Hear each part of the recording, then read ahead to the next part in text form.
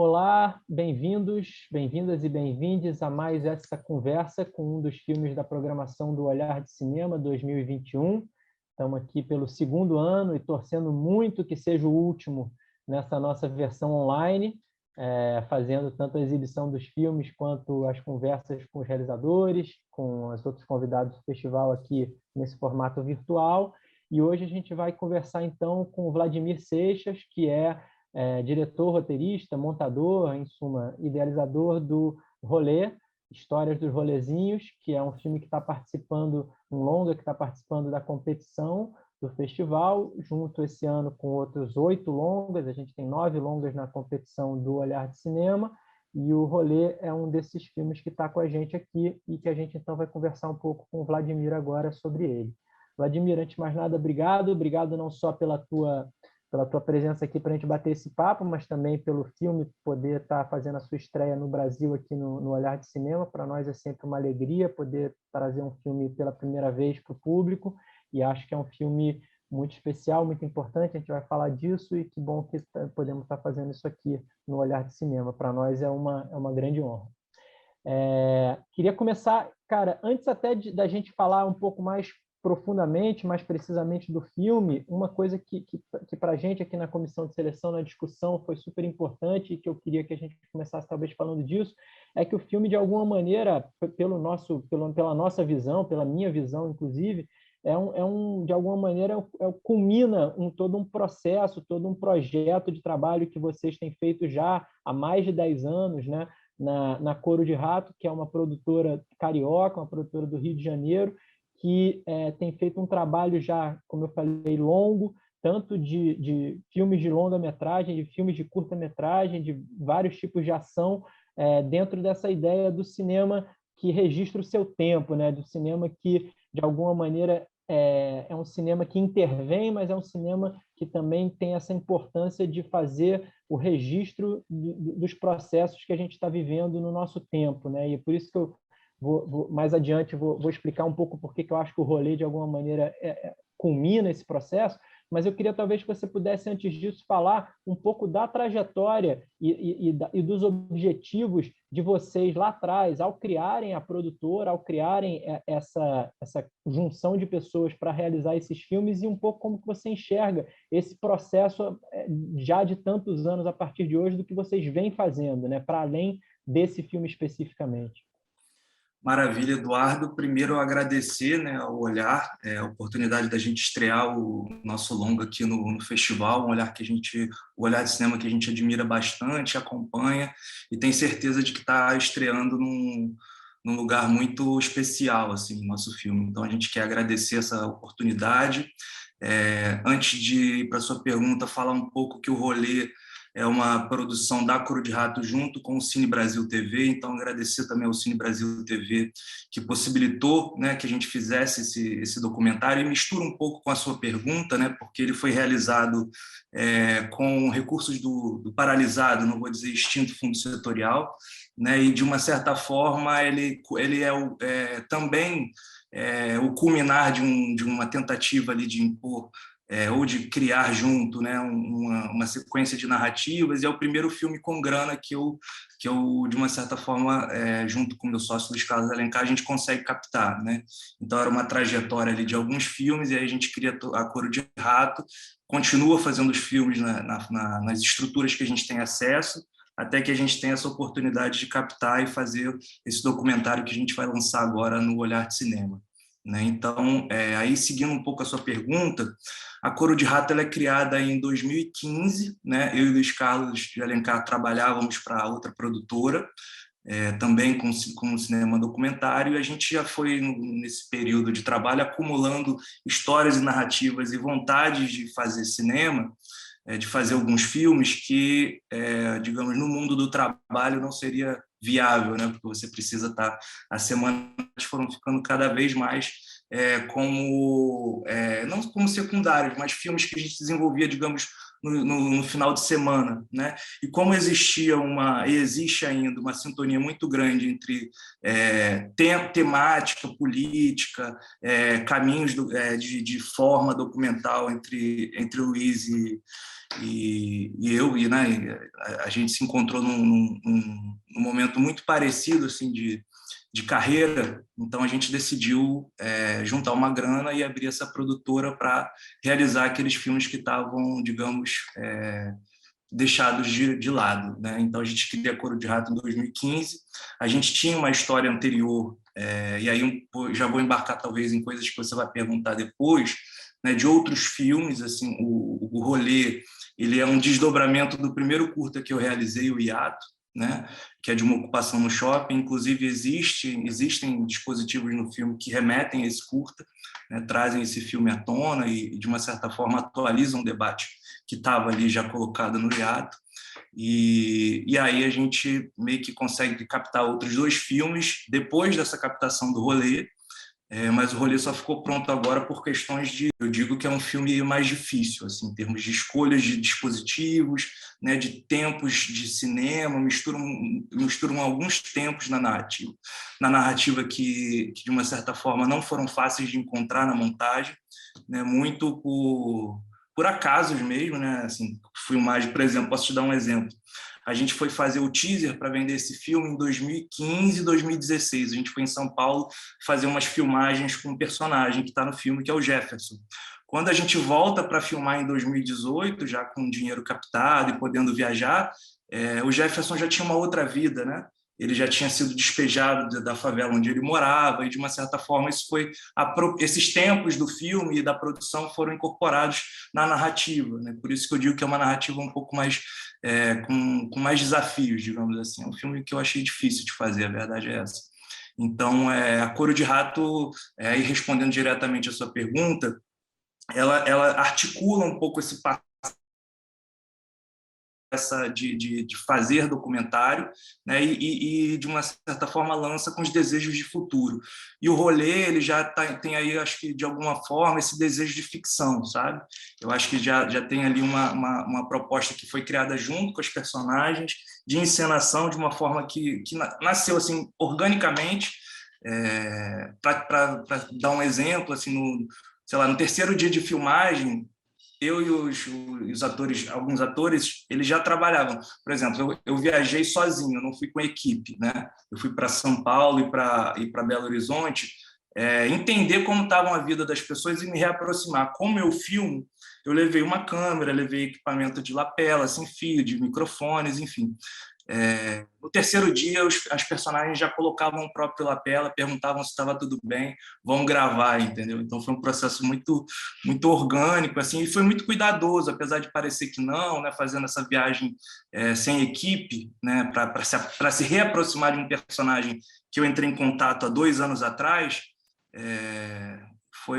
Na verdade, foi uma estratégia que deu muito certo, e aí não precisou se retornar nem a BH, nem a São Paulo, né? E aqui no Rio, como a equipe é toda do Rio, aí eu me aproximei junto com a equipe, né? Eu falei, gente, vamos lá, a gente ainda não sabe quais vão ser as cenas, a gente estuda com a personagem, cria ali e vocês acompanham. Eu achei arriscado levar uma equipe para construir isso, né? A ideia era voltar com essas ideias de cenas e de roteiro e depois retornar com a equipe. Acabou que ganhou corpo e a gente não retornou. A verdade é essa. É muito legal, cara. E acho que, como você falou, realmente parte do que você trouxe aí já eram coisas que conectam com outras ideias que eu queria aprofundar e tem a ver com isso que você falou, por isso que eu falei do termo de culminar, né? Achar que o rolê, de alguma maneira, culminar. Acho que, um lado, tem essa questão de um primeiro trabalho feito com recursos, né? O que não altera a alma do trabalho, mas como a gente já sabe muito bem, porque é isso, né? Isso é um trabalho, isso é uma profissão, isso é uma ocupação, altera totalmente a dinâmica de poder realizar sabendo que você tem condições e claro que isso fala também do cúmulo de todo um processo de políticas, né, que a gente encontra hoje nesse momento tão difícil, como você falou, é melhor pensar em paralisia do que em extinção, mas a gente vê aí, de alguma maneira, uma outra, entre tantas regressões, né, que a gente anda vivendo, mas essa especificamente eu acho que no rolê fica muito forte essa questão do culminar desse processo, mas também um culminar que eu acho que é um culminar de todo um processo desses 10, 15 anos aí, que a gente pode até dizer 20, né, se retoma o momento lá do acontecimento que está registrado no hiato e que está presente no rolê também, que são 20 anos, de alguma maneira, de história que o filme conta, né? E eu achei isso muito interessante, porque quando eu vi, claro, né, como quase todo mundo, mesmo quando a gente faz seleção, a gente começa a descobrir um filme pelo título, né? E quando eu vi o título, eu achei que o filme ia ser muito especificamente ao redor daqueles eventos principalmente de São Paulo, não exclusivamente, mas principalmente de São Paulo, e daquele período específico ali de 2013, 2014, e, na verdade, o que o filme acaba fazendo é um grande balanço desses 20 anos, né? Então, eu acho que nesse sentido é que eu vejo como um culminar, porque é um balanço, talvez, de alguma forma, dos modos de trabalhar de vocês e de realizar cinema de vocês e dessa realidade que vocês estão registrando há 20 anos e estão conectando. Então, eu acho que é muito bonita a maneira como a história dos personagens em cidades diferentes, inclusive, e em situações diferentes, toda ela remete a essa ideia de passagem de tempo, né? Estão sempre falando de experiências de alguma forma traumáticas, de alguma forma formadoras de um passado, mas também de como elas estão lidando com aquilo, como elas ressignificaram aquilo, como elas já estão num outro momento e trabalhando com aquilo. Então, eu acho que isso imagino, como você falou, que na montagem deve ter sido um desafio enorme de achar essa temporalidade, contar essas várias histórias e, ao mesmo tempo, contar uma história conjunta, mas eu acho que tem muito essa ideia de fazer um resumo sem precisar ser didático, sem precisar ser redutor, mas de 20 anos de um momento muito particular da história sociopolítica do Brasil.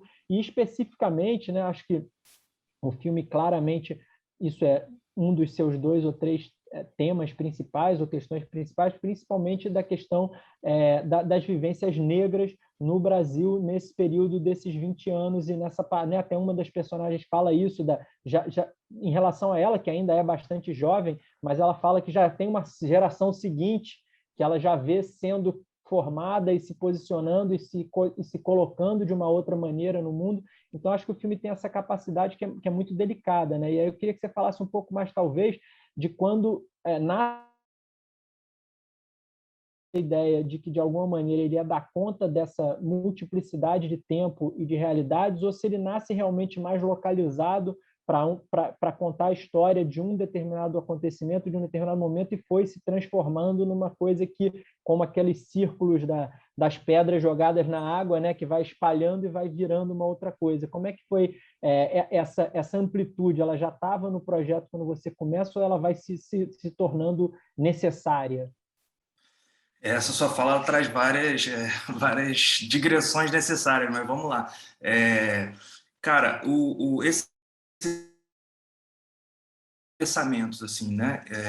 Eu acho que o atravessamento da história ele é o preponderante, digamos assim, né? O hiato ele foi feito em 2008 sobre uma manifestação que aconteceu no ano 2000, né? E que aí, eu acho que aí já começa um pouco a borbulhar a ideia do filme, que é ele ser recuperado em 2013, 2014 como pai dos rolezinhos, né? Então, assim, o Canal Brasil licenciou com a gente o filme, ele teve algumas centenas de milhares de visualizações no YouTube, e aí, conversando com o meu sócio, a gente falou, porra, não tem uma narrativa, né, que de uma certa forma amarre esses eventos, né? E aí, a partir daí, a gente começou a escrever, foi a São Paulo, como eu falei, fazer o teaser, e aí começou, e nesse processo todo, existe uma coisa muito bacana que são as apropriações dos filmes, né? Então, assim, o filme continuava a ser debatido, a gente era chamado para alguns festivais, até outros filmes que não o Hiato, Atrás da Porta, enfim,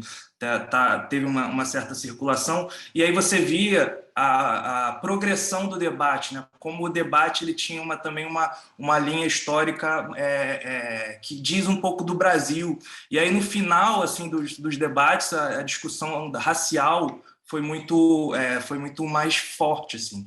Então, de uma certa forma, o trabalho do rolê foi tentar acompanhar essa linha histórica, né, que nasce lá em 2000, ou seja, uma manifestação que aconteceu numa semana de lutas aqui no Rio de Janeiro, mas que, curiosamente, ficou registrado como uma manifestação muito desconcertante, porque, assim, para a gente resumir, quem não viu o hiato, é uma manifestação num shopping que acaba no Jornal Nacional com 400 pessoas andando num shopping só passeando, né? E aí, que imagem é essa de pessoas descendo escada rolante, circulando em lojas, experimentando roupas, né? Então, de 2000 para cá, essa discussão com a pegada mais racial, que eu acho que o hiato nem traz tanto, eu acho que ali tem uma discussão de classe muito forte, e eu acho que isso faz parte também da evolução política e o acúmulo que a gente teve com discussão racial nos últimos anos. E aí muitas pessoas que estão nesse filme agora questionaram, de uma certa forma, o hiato por não trazer um debate frontal sobre racismo. E aí, de uma certa forma, eu trouxe essas pessoas para perto, e aí a gente fez alguns dispositivos no filme, mas tem toda uma história de uma narrativa ali, de um filme sem entrevistas, mas que tem uma discussão frontal. Acho que esse foi o grande desafio, sabe? Tentar pegar as discussões das personagens e a vivência das personagens a partir de como elas viviam, de como elas debatiam politicamente, não impor um regime de sentar e de falar a partir do que eu provocava. Ou seja, conviver um pouco, entender em que nível está a discussão política que o filme estava propondo, né? Das três personagens, o Jefferson é enfim, um grande líder de um rolezinho que fez um estardalhaço em São Paulo.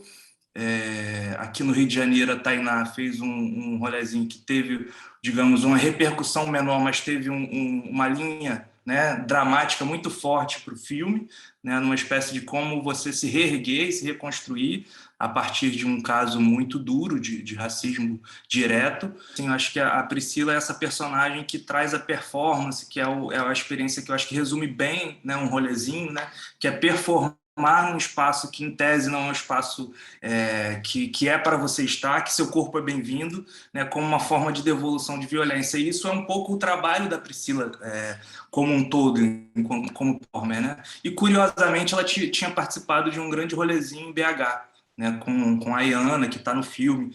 Então, de uma certa forma, o Real conspirou para que essas múltiplas camadas ali ganhassem corpo, né? Eu acho que é um pouco isso. Tem uma coisa interessante que você está falando da questão da performance, que é que eu acho que, de uma maneira geral, o trabalho da Coro de Rato, não só da Coro de Rato, claro, né, tem muitos outros coletivos, produtoras, grupos, inclusive indivíduos que têm trabalhado com isso há muito tempo, mas essa ideia da criação, de alguma maneira, de uma contra-imagem, né, de uma imagem que tenta enfrentar justamente a cristalização de determinadas construções imagéticas e de discursos sobre realidades da sociedade e da contemporaneidade brasileira, né? E acho que, nesse sentido, inclusive, tanto o hiato, como você falou, utiliza-se da questão daquele evento ter ido parar no Jornal Nacional, quanto o próprio filme, né, o próprio rolê, se inicia muito com as imagens da grande mídia, do telejornal, dos comentaristas, da tentativa de domesticação de um fato pela grande produção de narrativas midiáticas, né? Então, eu queria que você falasse talvez um pouco de como vocês enxergam, como você enxerga nesse filme, mas também no todo do trabalho de vocês, essa ideia dessa missão da construção de uma contra-imagem, né? da possibilidade de reenquadrar ou de enquadrar, talvez, pela primeira vez, num certo sentido, coisas que a mídia já nos apresenta há muito tempo, condensadas, filtradas e domesticadas, né? Como que é fazer esse cinema e quais os grandes desafios, num certo sentido, que você enxerga ao lidar com essa dimensão da construção da contra-imagem? Eu acho, Eduardo, que tem um aspecto aí de vontade de aprendizado, de verdade. Tem um documentário que a gente fez que chama Vozerio, que é simplesmente um documentário que tenta acompanhar as novas possibilidades de imagens, dessa contra-imagem que você está falando, né, de imagens contundentes de luta e de devolução de de pessoas que, de certa forma, tentam organizar narrativas. Aí é um documentário meio que abre, assim, sabe? Desde coletivos de performance numa praça até o youtuber que fica ali filmando e levando seu vídeo de uma grande manifestação que teve, sobretudo no período 2013 e 2014, e que ele passa a ser, sei lá, ter 300 mil visualizações, assim. Então, é um doc que a gente fez um pouco para entender esses novos processos, assim, sabe? Da rua e do algoritmo, né? Então, especificamente nesse documentário, assim, tinha dias que a gente chegava para filmar com o Patrick, que é um dos personagens, e aí ele já falava, cara, eu preciso, não vou nem tomar um banho, vou só fumar um cigarro, preciso editar esse vídeo, porque se eu lançar, isso depois de uma grande manifestação que o pau tinha quebrado ali em 2013 e 2014, né? Se eu demorar até meia-noite, o meu vídeo amanhã ele vai ter 20 mil visualizações. Se eu lançar agora às 8 da noite, costuma ter 300 mil visualizações. Então tem um pouco uma sabedoria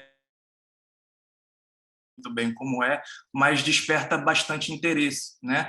E por outro lado, tem essas possibilidades de você desconstruir ou desdobrar uma imagem que tinha outra finalidade, né? Então essa imagem, por exemplo, de pessoas no Jornal Nacional andando numa escada rolante, ela pode muito mais, né? Ela é uma imagem que só por ela estar ali, né, ela diz muito e ela é muito reveladora.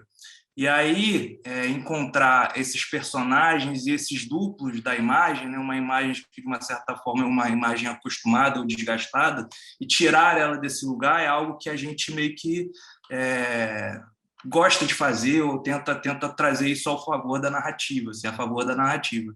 É algo que eu reparei, assim, que nos filmes é bastante recorrente. E aí, dispositivos simples, tipo a gente está num prédio ocupado no centro do Rio de Janeiro, filmando lá dentro, e aí vai uma imprensa aqui local fazer uma reportagem e fica lá fazendo a reportagem.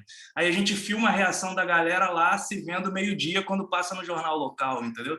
Então ele tem uma série de outras imagens que nascem a partir de uma imagem acostumadas, que é uma imagem de vitória, que é uma imagem que, de uma certa forma, a gente está construindo ali e, de uma certa forma, está fazendo alguma história, né? E acaba fazendo, né? Muitos desses filmes são chamados hoje em dia para se falar como uma história também de derrota, né? Também de perda de espaço, também de um retrato de luta de uma época. Então, ainda tem essa camada ali que fica como fonte de pesquisa para entender o que era a luta por moradia nos anos de 2010, né? Na década de 2010 ali. Então é um pouco isso. E eu acho que isso a gente foi cada vez entendendo mais, assim, a possibilidade da gente desconstruir essas imagens que tinham endereçamento e devolver, enfim, isso não é nada novo, né? Mas eu ia falar que justamente essa forma de trabalhar essas imagens é uma forma que foi muito incorporada pela direita mais recentemente, com objetivos, obviamente, totalmente diferentes, mas também, inclusive, com métodos e éticas completamente opostas, mas o formato em si, essa ideia de propor contra-imagens, de propor contra-narrativas, é um processo que perdeu um pouco, digamos, a exclusividade como um ativismo de combate progressista e de causas pela luta, pela resistência política, pelo sentido mais estrito, e se tornou também, né, a partir do momento que você tem um presidente nesse espaço da política e que ele vira, por assim dizer, o propagador de uma contranarrativa que vem do ápice do poder, quer dizer, isso é a quebra de todos os paradigmas que você pode imaginar antes, aprendendo que a contranarrativa é feita por quem detém o poder também, né? Então, passa a ser muito desafiador esse jogo, né? Do que essas imagens conseguem e de que jeito e em que lugar. E aí, nesse sentido, eu acho interessante, quando você falou do vozerio e dessa experiência do YouTube e de alguns realizadores de imagem nessa coisa do imediatismo, que eu acho que, de alguma maneira, o processo mesmo de realizar, aí falando especificamente desse filme, do Rolê, ele acaba ele foge desse caminho, desse lugar da urgência, no sentido dessa urgência tão radical, né, que eu tenho que falar hoje para botar agora, para verem hoje, porque amanhã já não faz, e eu acho que ele passa para um outro lugar, que era um lugar aí sim mais tradicional do cinema, que é esse sentido de dar o tempo da reflexão e que as imagens urgentes ganhem um tempo de decantação e, ao mesmo tempo, que elas sejam trabalhadas para que elas também decantem no tempo, né? Porque muitas vezes essas imagens urgentes que você estava falando, elas são feitas para um fim político e de mobilização muito urgente e imediato, mas também muitas vezes elas não subsistem no tempo daquela mesma maneira. Enquanto realizar um filme como Rolê é, de alguma maneira, instaurar não só esse tempo da realização, mas o tempo para o futuro da permanência dessa obra, né? Então, eu queria que você falasse um pouco de como você enxerga essa questão de tentar pensar qual é a urgência, então, e qual é o tipo de urgência que está implicada em realizar esse filme especificamente, com esses objetivos, com essa perspectiva, inclusive, num certo sentido, futura, né? Aonde que esse gesto se torna diferente dessa ideia da imagem puramente urgente, por assim dizer? Tá. Eu vou começar pelo início da sua fala, onde você coloca na extrema-direita e na apropriação que a extrema-direita está fazendo, também dessa desconstrução de narrativas, né? Eu acho que tem uma coisa aí que ainda tento entender, que está todo mundo tentando entender como é que se dá, mas tem uma coisa de recursos, né? Essa galera tem bastante recursos para acessar alguns algoritmos que são importantes. Tem um método aí, né, já tem um livro aí, Engenheiros do Caos, que tenta decodificar esse método, enfim, é uma leitura que vale muito a pena. E eu aí tem um dispositivo que eu acho que é o fundamental e que tem até no hiato, que é a coisa de pautar, sabe? Para dar um exemplo, a manifestação lá em 2000, os caras sabiam que ia ter um rolê ali, né? Então eles entraram em contato com alguns jornalistas falando assim, ó, vão 400 moradores de favela passear no shopping, que na época era o shopping mais elitista do Rio de Janeiro, e vai dar o que falar, vocês vão cobrir, né? Isso foi uma pauta imposta pelo aquele grupo, e eles foram cobrir, né? E acabou que aquela manifestação teve até uma espécie de proteção por parte dessa imprensa que estava ali, pois vários ônibus que estavam indo para lá foram parados no percurso, né? E teve ônibus que não chegou lá, só chegou lá os ônibus que tinham grandes câmeras de televisão.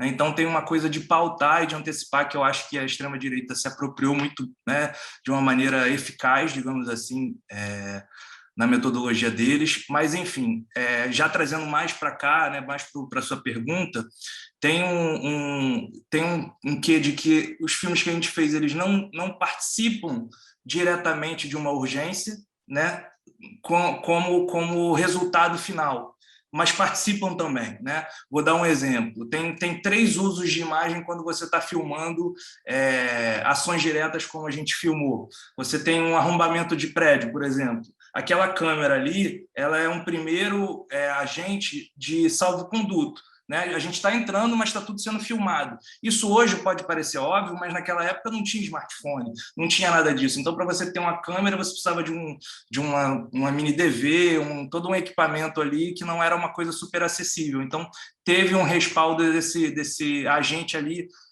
imediato da ação, né? Então, várias vezes esse tipo de presença ali mudava positivamente aquele tipo de ação direta. Tem uma possibilidade depois, se tiver alguma violação, daquilo ser utilizado como prova, né? Enfim, isso tudo parece óbvio hoje no fluxo de imagens que a gente tem com os dispositivos móveis, mas não era, e foi tudo meio que sendo construído junto ali. E tem esse terceiro uso, que é esse objeto mais reflexivo, não é a palavra, mas com mais distância histórica, que você pode elaborar uma narrativa e aí construir, de uma certa forma, um arco dramático que prenda o espectador e que traga para o debate da maneira que a gente entende que o debate daquele tema ou daquela ação direta precisa ser construída. Então, tem essas 3 dimensões aí que eu acho que elas estão presentes nesse tipo de trabalho que a gente fez até agora, né? E o rolê, eu acho que ele tem essa dificuldade maior, que é talvez uma distância de 20 anos mesmo, sabe? Caralho, a gente vai pegar um filme que vai falar lá de 2000, numa manifestação super localizada, e vai trazer para uma discussão racial do hoje, sabe? Então tem esse do Rio Sul, no ano 2000, até o Carrefour do ano 2020, no Dia da Consciência Negra, né? Com a morte do João Alberto. Então, tem todo esse salto temporal aí, e que não é linear, né? No filme, quem for assistir vai entender que ele está imbricado e que a gente tentou dar uma ordem que a gente entendeu que era que estava fazendo sentido ali na montagem desse filme. Tá mudo, Eduardo. Sabia que mais cedo ou mais tarde eu ia fazer isso também. Então, cara, genial. A gente está chegando no fim do nosso tempo. Eu queria só aproveitar uma coisa que você falou lá no comecinho, mas que eu quero resgatar só como curiosidade, você falou que vocês estão, não sei se você pessoalmente, especificamente, mas também a produtora e todo mundo que faz os trabalhos com você, estão começando a colocar os pezinhos aí na ficção.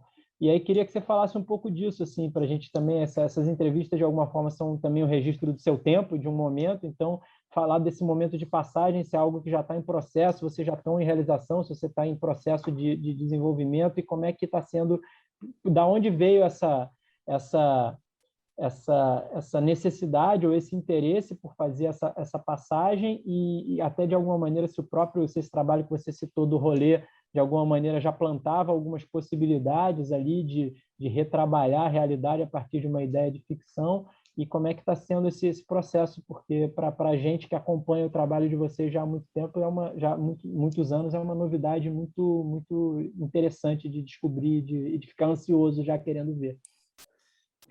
Que bom, assim, bom ouvir isso, que é algo que a gente meio que está cavando como possibilidades, assim, de maneira concreta. A gente tem um roteiro de um longa, que a gente ainda não sabe como que a gente vai captar para realizar, mas refletindo um pouco a partir da sua fala, assim, pensando aqui, tem algo que eu acho que é da ordem do começar a gravar, que quando as pessoas começam, determinadas pessoas, assim, e aí a performance tem a ver com isso, você sabe que está dando certo, sabe? Tem algo ali que você vê que tem uma performance ali que a pessoa meio que ganha a cena, né? Isso no documentário.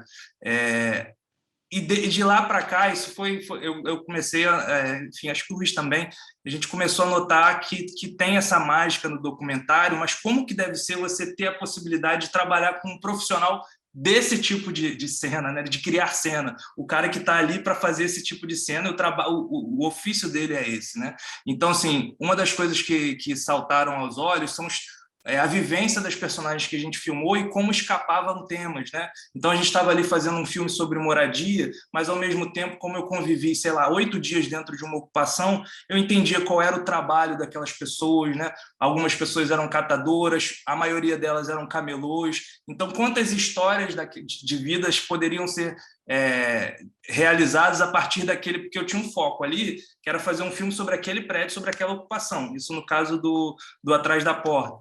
Mas a vivência, as possibilidades de você entender outros universos, construções de universos, eu pessoalmente estava entendendo que só seria possível se a gente construísse um universo ficcional, sabe?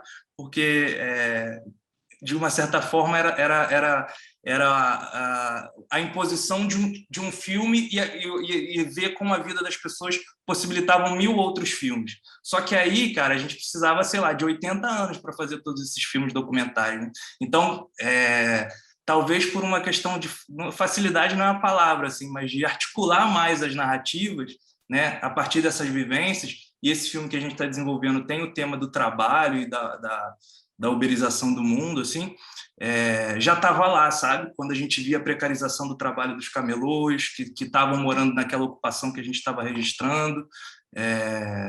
Eu acho que tudo isso meio que coaduna para criar assim, histórias mais, não sei se contundentes é a palavra, mas que com o universo que a gente conheceu fazendo filme documentários. Assim. E que o desafio agora é entender como deve ser isso com o ofício de pessoas que fazem a cena acontecer, porque você entende quando está dando certo, agora você entende também quando a pessoa começa a falar e não está dando certo, né? Acho que era o Coutinho que falava que ele nos primeiros minutos ele já sabia que aquela entrevista não caberia no filme dele, mas ele levava por uma questão de cortesia até, sei lá, ao 10º minuto, para não ficar um clima chato, porque segundo ele teve um trabalho de pesquisa, teve todo um trabalho que aquela pessoa se dedicou e ele sacava que não ia rolar. Né? Então, mas não é por otimizar, não. Eu acho que tem uma tendência aí de desenvolver, de aprender novos mundos. E eu acho que essa possibilidade ficcional é um caminho que a gente está criando para fazer daqui. Quando voltar, né? Digamos assim, quando a paralisia estancar ano que vem, quando toda essa história do golpe culminar com uma nova etapa aí da nossa história. Pô, genial, Vladimir. Obrigado demais pela conversa, por te ouvir aqui, mas também, acima de tudo, pelo filme, que eu espero que muita gente conheça agora no Olhar e certamente depois, no resto da trajetória. Tenho certeza que é um filme que vai gerar muita conversa e muita ação ainda a partir de agora. Está só começando.